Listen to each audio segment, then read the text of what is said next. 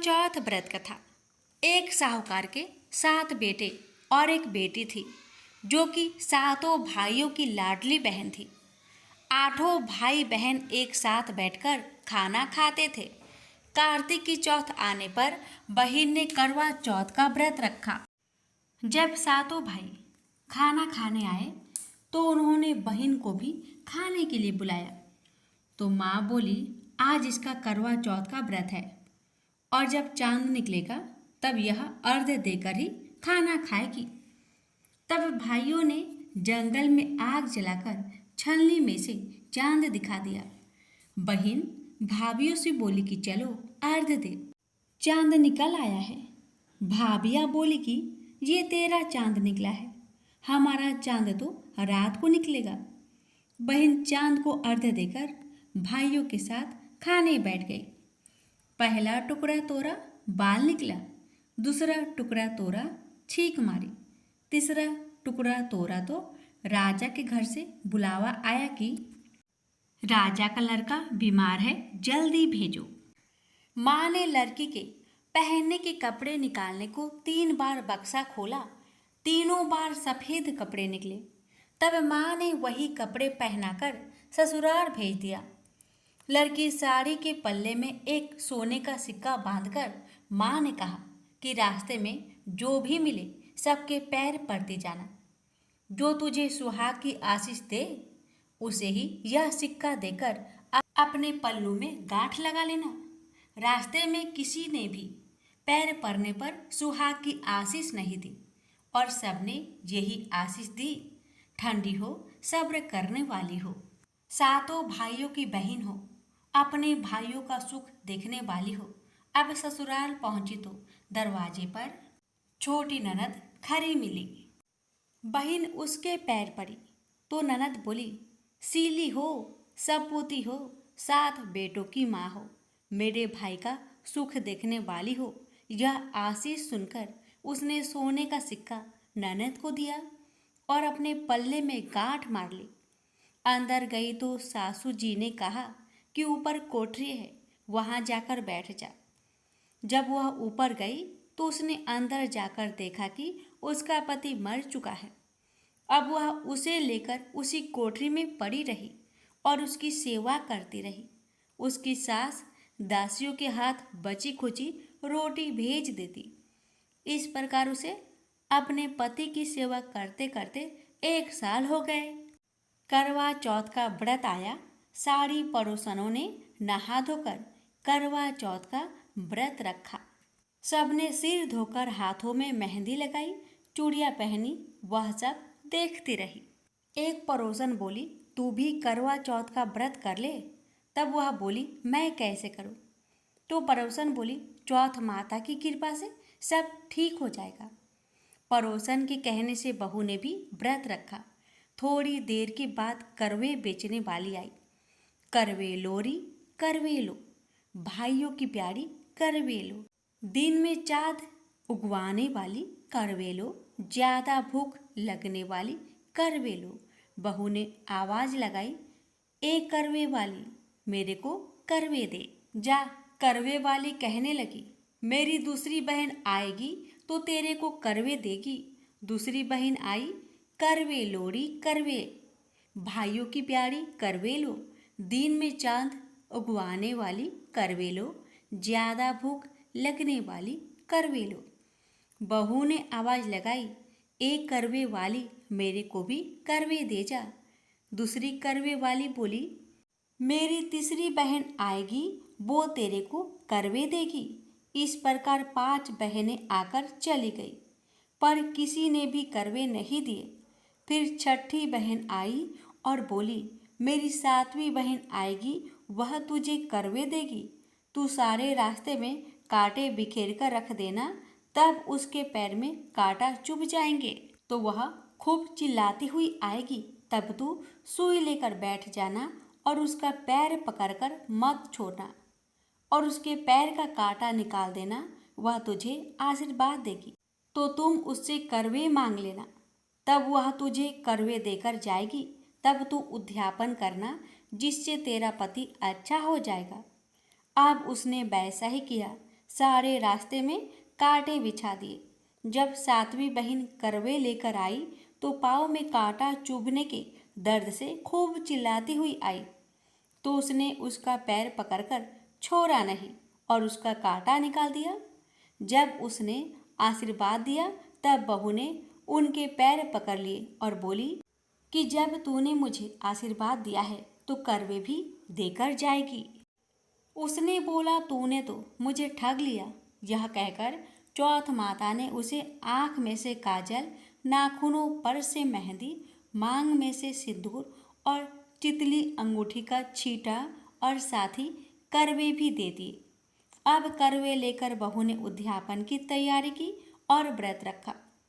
राजा का लड़का ठीक हो गया और बोला, मैं बहुत सोया। वह बोली, सोए नहीं, 12 महीने हो गए आपकी सेवा करते करते। कार्तिक की चौथ माता ने सुहाग दिया है। उसका पति बोला कि चौथ माता का उद्यापन करो। अब उसने चौथ माता की कहानी सुनी। उद्यापन कर खूब सारा चूरमा बनाया और जिमकर वे दोनों चौपर खेलने लग गए। इतने में उसकी बांधी तेल की बनी पूड़ी सब्जी लेकर आ गई। दोनों को खेलते देखकर सासू जी जाकर बोली, महलों में खूब रौनक है, तुम्हारे बहू बेटे चौपर सार खेल रहे हैं। इतनी सुनकर सासू देखने आई। दोनों को देखकर बहुत खुश हो गई। बहू ने सासू के पैर दबाए और सासू बोली, बहू सच सच बता, तूने क्या किया। उसने सारा हाल अपनी सासू को बताया तो राजा ने सारे शहर में ढिंढोरा पिटवाया कि अपने पति के जीवन के लिए सब बहनें करवा चौथ का व्रत रखे।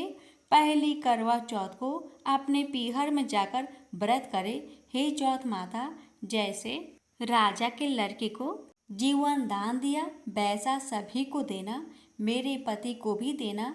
कहते सुनते सब परिवार की स्त्रियों को भी सुहाग देना। इसके बाद विनायक जी की कहानी भी कह सुन लेते हैं। कथा के अनुसार एक समय की बात है कि भगवान विष्णु का विवाह माता लक्ष्मी जी के साथ निश्चित हुआ। विवाह की सभी तैयारी होने लगी। सभी देवी देवताओं को निमंत्रण भेजे गए, लेकिन भूलवश गणेश जी को निमंत्रण देना रह गया था। इधर भगवान विष्णु की बारात जाने का समय आ चुका था। सभी देवता अपनी पत्नियों के साथ विवाह समारोह में शामिल होने को आए, परंतु सभी देवी देवताओं ने देखा कि गणेश जी कहीं दिखाई नहीं दे रहे हैं। तब उन सभी ने आपस में चर्चा की, क्या गणेश जी को नहीं न्योता दिया गया या गणेश जी ही नहीं आए हैं। सभी को इस बात पर बहुत आश्चर्य हुआ। इस बात पर उन सभी ने विष्णु भगवान से ही इसका कारण पूछा। विष्णु भगवान से पूछने पर उन्होंने कहा कि हमने गणेश जी के पिता भोलेनाथ, महादेव और माता पार्वती को न्योता भेजा था। यदि गणेश जी अपने पिता के साथ आना चाहते तो आ जाते। अलग से उन्हें न्योता देने की कोई आवश्यकता भी नहीं थी।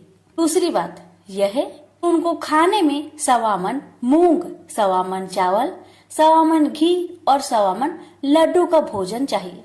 यदि गणेश जी नहीं आएंगे तो कोई बात नहीं, दूसरे के घर जाकर इतना सारा खाना पीना अच्छा भी नहीं लगता।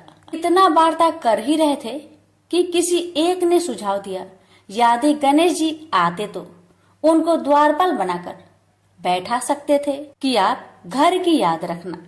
आप तो चूहे पर बैठकर धीरे धीरे चलोगे तो बारात में बहुत पीछे रह जाओगे। यह सुझाव सबको पसंद आ गया, तो फिर विष्णु भगवान ने भी अपनी सहमति दे दी। तब गणेश जी को निमंत्रण देकर आमंत्रित किया और उनको समझा बुझाकर घर की रखवाली करने को बैठा दिया गया। बारात चल दी। तब नारद जी ने देखा कि गणेश जी तो दरवाजे पर ही बैठे हुए हैं, तो वे गणेश जी के पास गए और रुकने का कारण पूछा। गणेश जी कहने लगे कि विष्णु भगवान ने मेरा बहुत अपमान किया है। नारद जी ने कहा कि आप अपनी मूषक सेना आगे भेज दो तो वह रास्ता खोद देगी, जिससे उनके वाहन धरती में धंस जाएंगे। तब आपको सम्मान पूर्वक बुलाना पड़ेगा। अब तो गणेश जी ने अपनी मूषक सेना को आदेश दिया, जाओ, और सेना ने जमीन पोली कर दी। जब बारात वहां से निकली तो रथों के पहिए धरती में धंसने लगी। आग कोशिश की परंतु पहिए नहीं निकले। सभी ने अपने अपने उपाय किए परंतु पहिए तो नहीं निकले, बल्कि जगह जगह से टूटने लगे।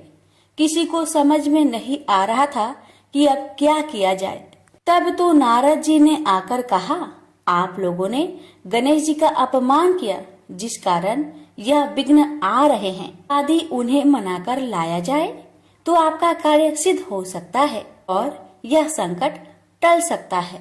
शंकर भगवान ने अपने दूत नंदी को भेजा और वे गणेश जी को लेकर आए। गणेश जी का आदर सम्मान के साथ पूजन किया गया। फिर रथ के पहिए निकलने लगे और यह संकट टल गया। अब रथ के पहिए निकल तो गए परंतु वे टूट फूट गए थे, तो उन्हें सुधारे कौन। पास के खेत में एक खाती काम कर रहा था। उसे बुलाया गया। खाती अपना कार्य करने से पहले श्री गणेशाय नमः कहकर गणेश जी की वंदना मन ही मन करने लगा। देखते ही देखते खाती ने सभी पहियों को ठीक कर दिया। तब खाती कहने लगा कि हे देवताओं, आपने सर्वप्रथम गणेश जी को नहीं मनाया होगा और न ही उनकी पूजन की होगी, इसलिए तो आपके साथ यह संकट आया है। मैं तो मूर्ख अज्ञानी हूँ, फिर भी पहले गणेश जी को पूजते हैं, उनका ध्यान करते हैं। आप लोग तो देवगण हैं, फिर भी आप गणेश जी को कैसे भूल गए। अब आप लोग भगवान श्री गणेश जी की जय बोलकर जाए तो आपके सब काम बन जाएंगे और कोई संकट भी नहीं आएगा। ऐसा कहते हुए बारात वहां से चल दी और विष्णु भगवान का लक्ष्मी जी के साथ विवाह संपन्न करा के सभी सकुशल घर लौट आए। हे गणेश जी महाराज, आपने विष्णु को जैसा कारज सरियो ऐसा कारज सबको सिद्ध करिजो। बोलिए गजानन भगवान की जय।